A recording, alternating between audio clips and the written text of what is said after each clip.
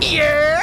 What it do, YouTube, man? It is your boy Solid back with another solid reaction. And how the Showtime Lakers changed the NBA is the video we checking out today. To me, how the Showtime Lakers changed the game, it made it fast paced. See, because originally the game was a slower paced game. It was set up, everybody sets up on defense. You know, we set up on defense and we run our defense. We set up on offense, we run our offense. We set up on defense, we run our defense. It was slow. Like everybody get in a spot, boom. Now run the play. You know, boom, boom, boom. You know, step, boom. All right, pass, make sure you cut through, boom. You know, that's how it was. But with the Showtime Lakers, they brought this pizzazz and this quick pace that you just didn't understand. It was like, oh, rebound, throw it down court, get it up, get all the way down there, get the layup, get the quick bucket real quick. Okay, get back, everybody get back. Stand down before he comes across half court. Magic grab him. You know, Kareem drop back, Kareem. You know, it was like fast paced. It made the game move way more smoother than just setting up and playing the game. So we're gonna go ahead and check this video out, man. But if this is your first time seeing your boy Solid on your screen, man, do your boy Solid a favor, man. Hit that like button, subscribe to this channel, and turn your notifications on so you never miss another solid reaction. But without further ado, let's hit this play button, baby.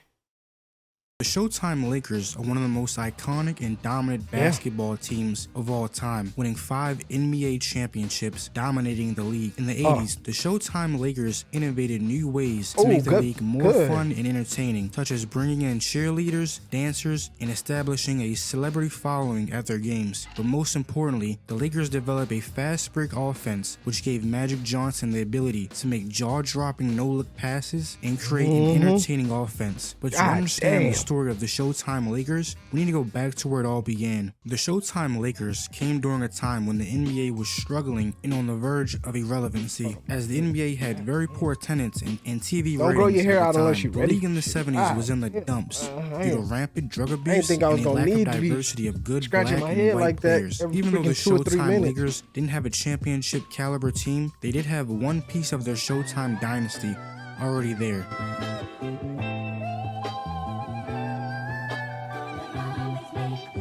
Music was so good back then, Jesus Christ.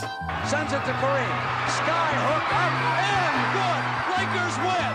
Score it. Kareem Abdul-Jabbar has given the Los Angeles Lakers a victory.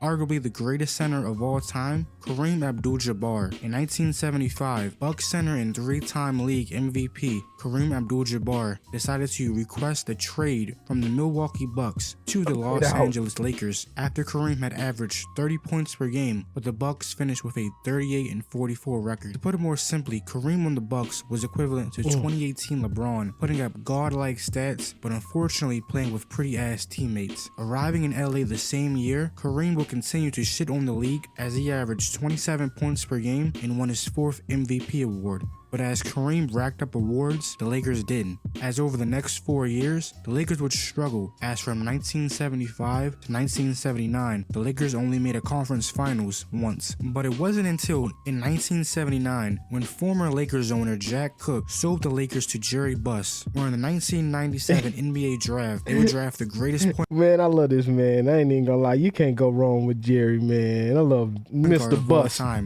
Dr. Buss. Magic Johnson. Look at that. Oh my God, Magic Johnson is just so godlike. Look, wow. To the left goes Magic. He's got it. He didn't shoot it. 5 seconds left. Magic down middle, just what I thought. A hook shot at 12. Good!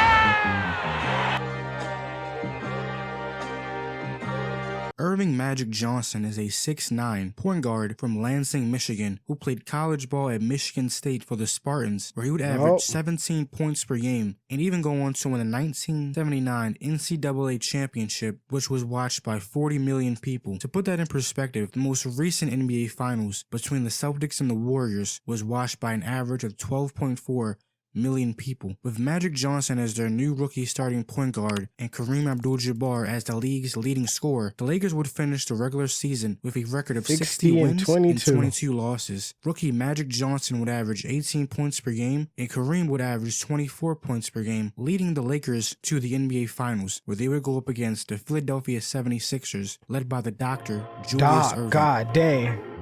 That man is a freaking monster. He just different. Julius Irving is the only person I've ever seen dribble and palm a ball off the dribble. Like he ain't pick it up and then catch it and do this. He just came straight up with it and had it in his hand. I said, oh hell no, that ain't cutting it. That is too much.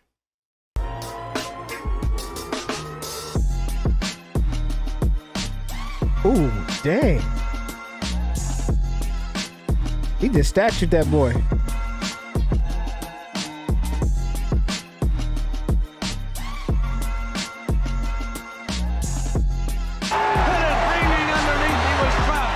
That's the move. That's the bro. This is the exact one. Look at his look. Watch this. He palms it off the dribble. Watch.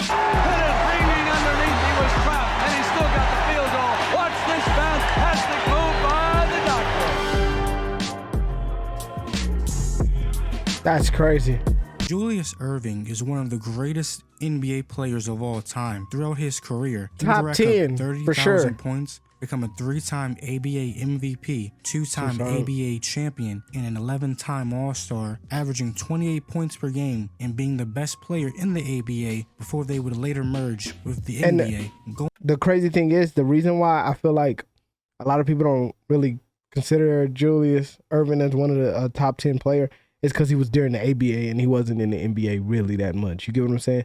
So he was an ABA player, so people are like, man, those don't count. You know, you did that in ABA. This is the NBA. That don't count towards the NBA route, you know? Going into the NBA Finals, Dr. J averaged 24 points per game, where he and the 76ers will go on to dominate everyone in their conference, only losing 2 games to get to the finals. The only thing stopping the Doctor from capturing an NBA title was some smiling 6'9" kid from Michigan and some old man wearing fucking goggles. Turns out those two would be a pretty good duo, as they would take a 3-2 lead in the NBA Finals. But it was also during that game where their leader and the best player on the team, Kareem Abdul-Jabbar, would go down with a sprained ankle, sidelining him for the rest of the series. With their MVP center down, Coach Paul Westhead decided to put point guard Magic Johnson at center in Game 6. Yeah, he went off their championship window all but closing. No one thought the Lakers had a shot at winning a championship, especially with some rookie.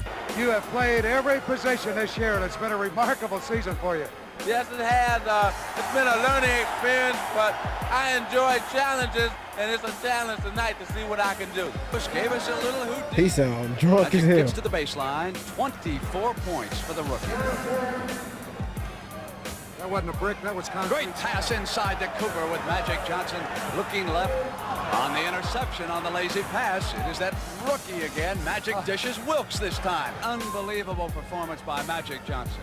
38 points, 14 for 23 for the field. Bro, that got this freaking fly who is bothering the shit out of me. 14 rebounds, 6 assists, and lead almost from start to finish, with Jamal Wilkes contributing 35 also. There it is, it's over, and the most valuable player is Magic Johnson. 42 points, 15 rebounds. 15 rebounds and 7 assists. He starts at center, plays forward and guard, and leads the Los Angeles Lakers to a world championship 123-107 over Philadelphia without Kareem Abdul-Jabbar. Rookie Magic Johnson would have the game of his life by scoring 42 points and 15 rebounds, which would help the Lakers win their first NBA championship since 1972. Magic Johnson would go on to win Finals MVP. At a young age of 20, Magic Johnson had won everything in the game of basketball, from high school, college, and now an NBA championship. Over the next 2 years, the Showtime Lakers, led by Magic and Kareem, will go on to win their second NBA championship, beating the Philadelphia 76ers again in the finals in 6 games, with Magic winning Finals MVP for the second time in 3 years, averaging 17 points per game. But also in this time span, the Lakers' heated rival, the Boston Celtics, was also building won a the championship, freaking led massacre. by Magic's rival, Larry Bird. The gangbanger.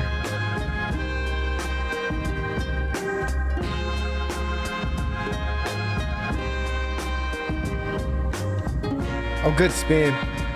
Good lay. Pass. Bucket.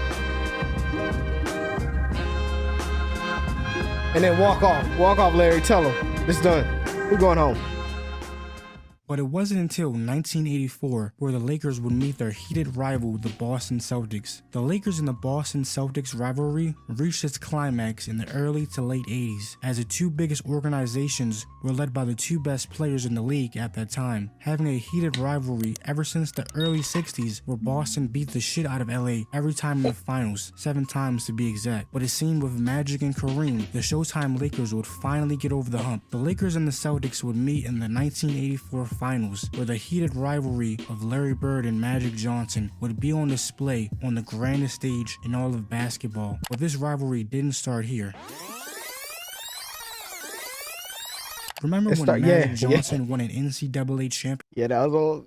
I hate to say that on my boy Larry, but it was. The guy he beat for it was none other than Indiana State's own and Player of the Year, Larry Bird. And what was the most watched college basketball game of all time? Magic Johnson's Spartans beat Indiana State 75-64. It's safe to say the 1984 NBA Finals lived up to the expectations of the fans, as the series was a back-and-forth battle with each team and I think the as the Boston series won, ended right? up going to a final Game 7. Boston will go on to win the series 4-3. The Celtics would beat the Lakers in the finals for the 8th time, and Bird would seemingly get his revenge on his rival Magic for beating him in the college championship game. Not gonna lie, if I was Magic, I too would be pissed losing to someone who looks like this. This was also the y'all not gonna do that. where Magic would get the nickname Tragic Johnson, as he underperformed way below his standards, as in Game 4, he missed 2 crucial free throws to win LA the game. To make matters even worse, there's literally a 6-minute video of him choking in the finals. With Boston on top of the NBA world, and Larry Bird being widely regarded as the best player in the NBA, not only did the Lakers have something to prove, but also Magic, and it didn't take them long to rebound.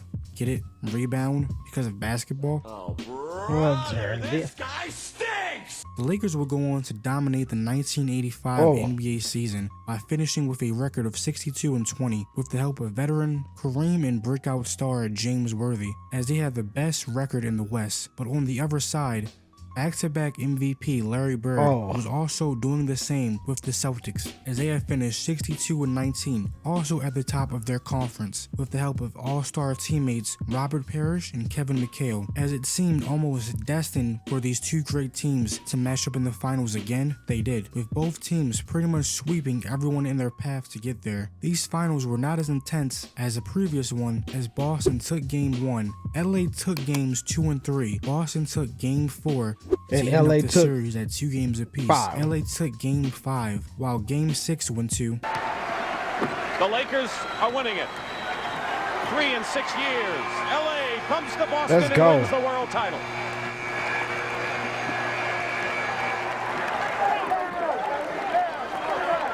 Oh, they won by 11 points? The Lakers got their revenge on the Celtics, as this finals victory was the first time LA beat Boston in the finals. Kareem won his second finals MVP, averaging 25 points per game. Breakout star James Worthy averaged 23 points per game, hitting multiple clutch shots during the series. Was dropping people off. Magic Johnson got rid of the nickname Tragic Johnson by performing at an all-time level, as he averaged 18 points per game to go along with 14 assists per game as well.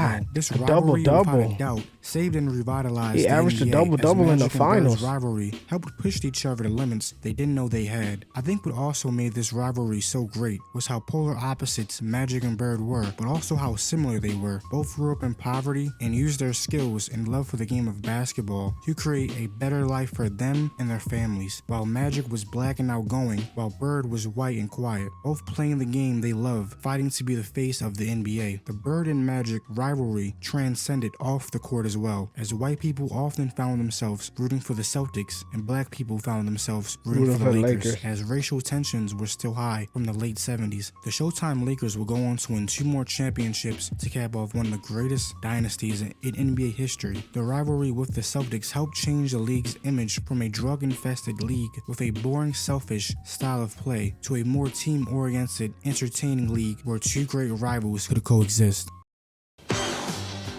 All right, man, that is the end of that video, man. If y'all guys did enjoy this one, man, hit that like button, subscribe to the channel, and turn your notifications on so you never miss another solid reaction. Y'all know what I'm going to go ahead and say. I'm going to get up out of here. Peace.